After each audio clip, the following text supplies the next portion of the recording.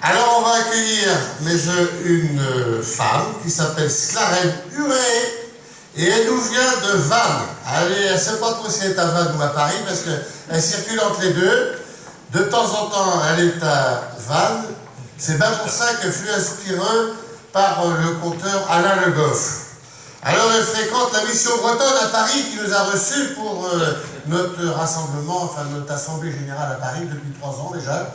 Donc c'est là que je crois bien qu'ils nous ont entendu pas comme ça. À l'Open Task. Bon, eh ben écoute donc, je te laisse avec le bateau fantôme. Sclarène Huré.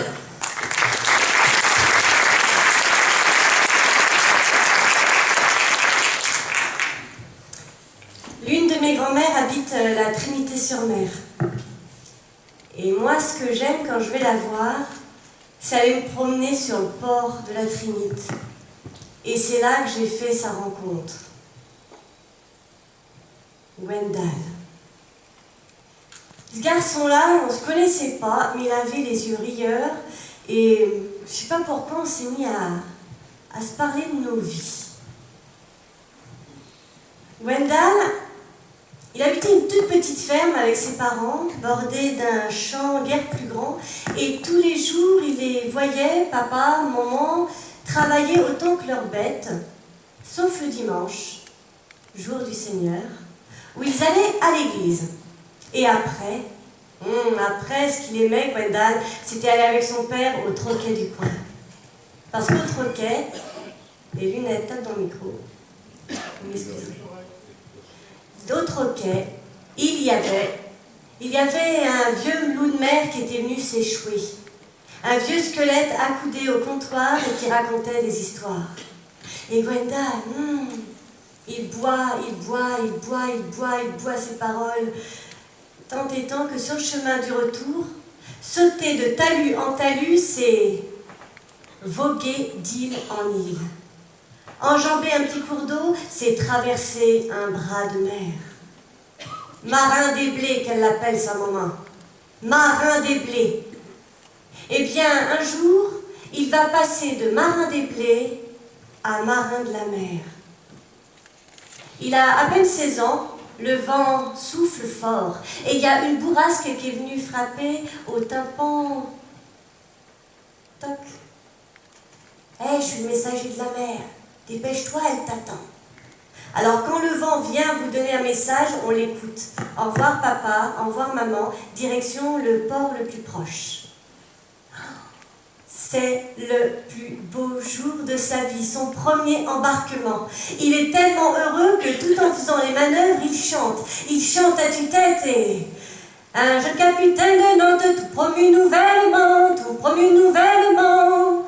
Un jeune capitaine de Nantes, tout promu nouvellement, se fit faire un beau navire pour aller dans le Levant. Tes beaux yeux, ma brunette, m'ont charmé mais tendrement. Tes beaux yeux, ma brunette, m'ont charmé mais tendrement. Se fit faire un beau navire pour aller dans le Levant, Se fit faire un beau navire pour aller dans le Levant, La mâture est en bois rouge, les poulies sont en argent. Tes beaux yeux, ma brunette, m'ont charmé mais tendrement. Tes beaux yeux, ma brunette, m'ont charmé mais tendrement. Et il chante, et les autres marins le regardent avec admiration et amusement de voir ce petit mousse si heureux de prendre la mer. Celui qui ne regarde pas cette scène d'un très bon œil, c'est Joseph le Bosco, parce qu'il sait que d'avoir dans son équipage un homme trop folâtre, c'est pas bon. Qu'est-ce qui te rend si heureux? Mais voyons, Bosco, aujourd'hui, je vais vivre ma vie. Je vais enfin quitter la vie morne à laquelle mon père voulait m'enfermer, rythmée tous les jours par les cloches de l'église, jusqu'au dernier glas, le jour de ma mort. Jeune imbécile.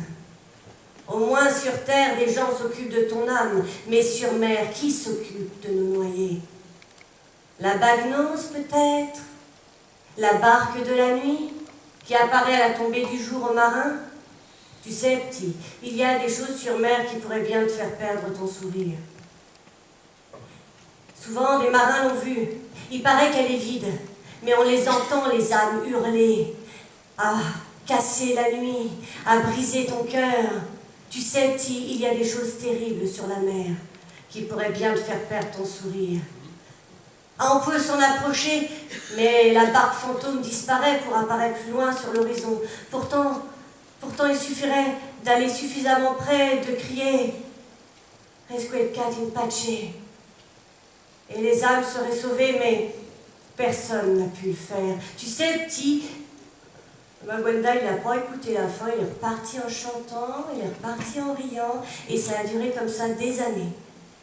Mais les deux hommes sont quand même devenus amis parce que Gwendal apprend vite, apprend bien, et c'est un bon marin. Et puis un jour, le temps est gros, la tempête. La mer commence à ouvrir sa gueule, prête à avaler le bateau.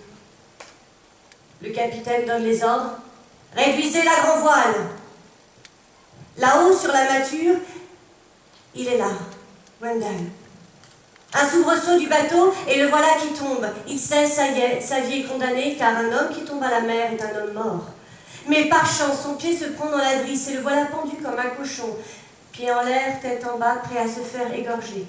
Pendant ce temps-là, dans le ventre du bateau, le capitaine fait l'appel. « Gwendal, vous avez vu Gwendal ?» Personne n'a vu Gwendal. Joseph le Bosco sait qu'il ne doit pas aller le sauver, car il risquerait de perdre sa vie à lui aussi. Mais en tant qu'ami, il ne peut pas se résoudre. Les vagues frappent tellement fort le bateau qu'on se demande comment celui-ci ne se casse pas en deux. Il rampe, car les règles sont strictes. Pendant la tempête où les hommes doivent être couchés, au cas où on pourrait se cogner la tête et mourir bêtement. Mais lui, il rampe.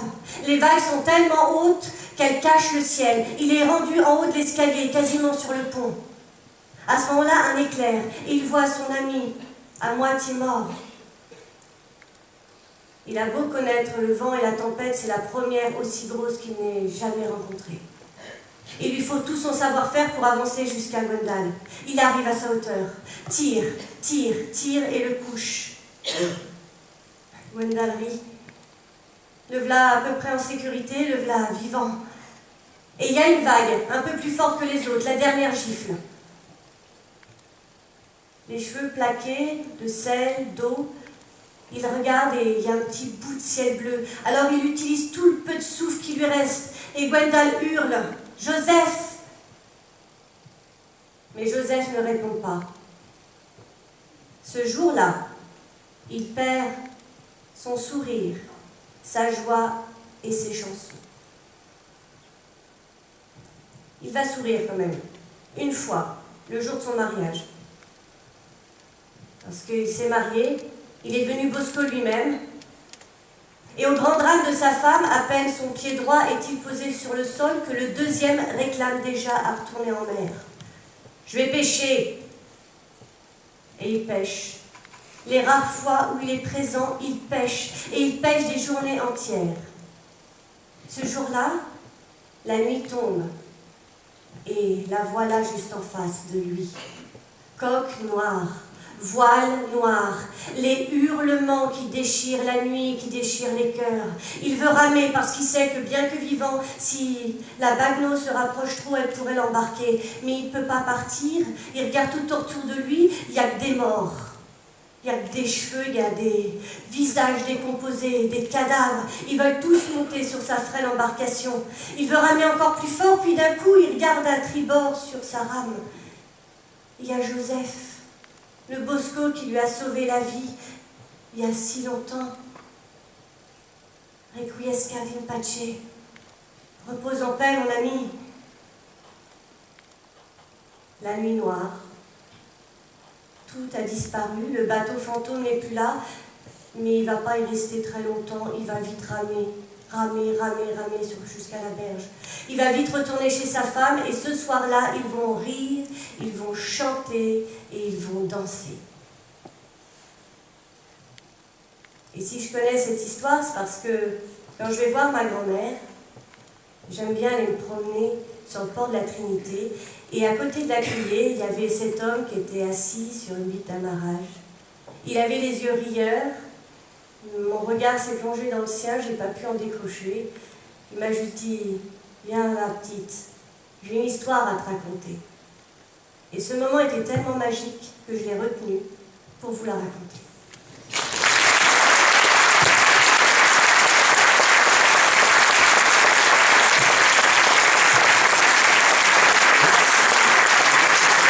la bogue d'argent est décernée à Sclérène Huré. Bravo. Nous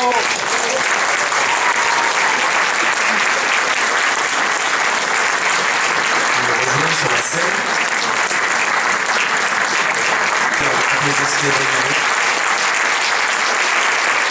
Pour la bogue d'argent.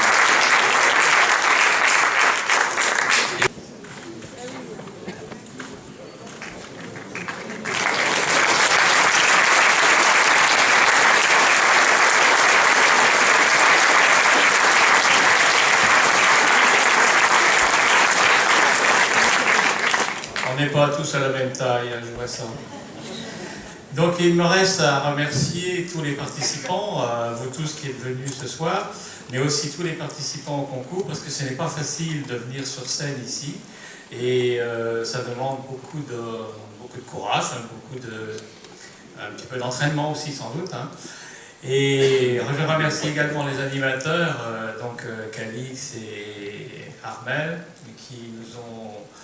qui ont meublé, qui ont fait le lien entre les différents candidats. Voilà. ils sont prêts à laisser leur place s'il y a des candidats. Donc voilà, et donc je vous avais dit que ce serait certainement un cru intéressant, donc ce le fut. Voilà. Et nous n'avons plus qu'à attendre l'année prochaine pour avoir la Vogue 2018. Bonne soirée et à bientôt.